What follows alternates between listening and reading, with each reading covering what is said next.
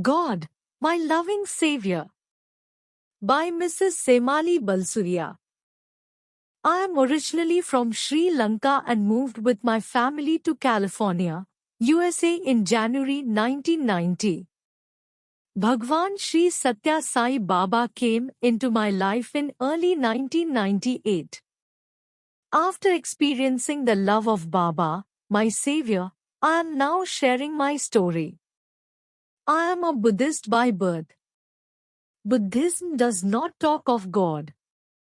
When I was 47 years old, I was partially paralyzed with a serious illness. I could not walk, talk, or keep my eyelids open. I was very depressed and frustrated as I had been a busy and active person all my life. The doctors diagnosed my condition as myasthenia gravis. The only possible treatment for this disease was to remove the thymus gland, which would give some relief, but the surgery had some potential risks. My family and friends were praying for me, and that is the time that God Almighty came into my life. Buddha saved many sick people, and for me it was Swami who came to my rescue just as Buddha did, centuries ago. After going through many obstacles, by His grace the date for my surgery was scheduled.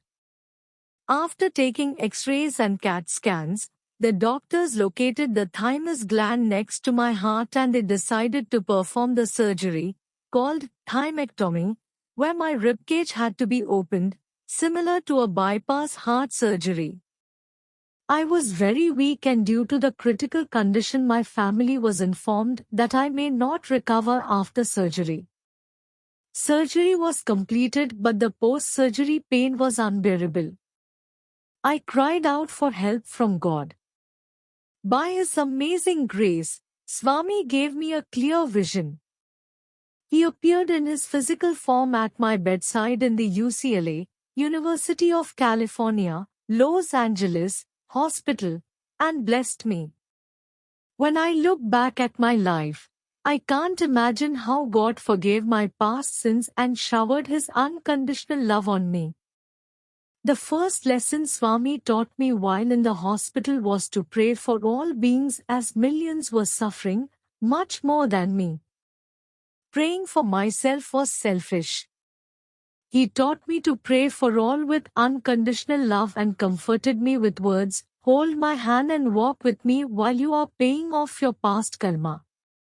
As a Buddhist, I knew that I was reaping the fruits of my own past karma. It is hard to accept that I hurt others so badly in my past lives to undergo such unbearable suffering. But by His grace and guidance, I started praying for all beings and became a vegetarian. I started putting into practice Swami's teaching, love all, serve all. By His infinite grace, I even traveled to Prashanti Nilayam with the aid of a wheelchair, and after 2 weeks of blissful visit, I was well enough to return to California walking, without the use of a wheelchair. However, unfortunately, I was not cured completely, and, on several occasions, I had to be admitted to intensive care unit because of paralysis, affecting the respiratory muscles. Also, on several occasions, I was placed on life support with a breathing machine, ventilator, and had to be fed by a nasogastric tube. Swami knew that I had to endure my illness for many more years, and so He started to guide and transform me little by little. As the saying goes, man's adversity is God's opportunity. Then, I started praying for others and practiced Vipassana meditation. Little by little, my mind calmed down, and in the depth of silence, Swami started talking to me and guided me to live righteously. He showed me that we all belong to Him. He is everywhere and everything, and He is the supreme consciousness. Even though my physical body was very frail and weak, my mind became stronger and stronger, and I started to learn to accept and live with the pain. I started to follow his commands and became detached from the material world. This made me feel free and happy.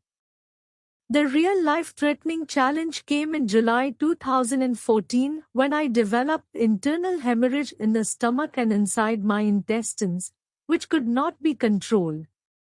I was put on a life support measure as I was literally bleeding to death. All my vital signs were critical, and later I learned that the attending doctors gave up all hope and advised the family to brace for the worst. The decision was made to remove my life support system since there were no vital signs. I later learned also that many Sai devotees were visiting me at the hospital. Some of them were doctors, and they reluctantly agreed with the decision to remove my life support system. My family was devastated as they were not prepared for this sudden turn of events. The only thing that could be done at that moment was to chant the Gayatri Mantra, which few of them did around me. But who knew that Swami's miracle was about to unfold?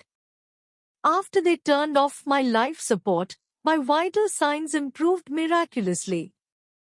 While in coma, I remembered following a bright blue light far away in the sky.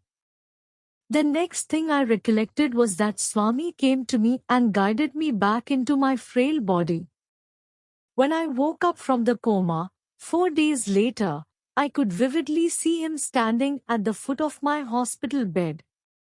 With a big smile, he was blessing me with upraised hands, Abhayhasta, and once again, he exhorted me to continue to unconditionally love and serve all beings. Our beloved Swami said that he has come to take us home and give us moksha, self-realization. Suffering makes a person understand that we are born in this world to experience life, to go within, inquire, and to find our way back to God.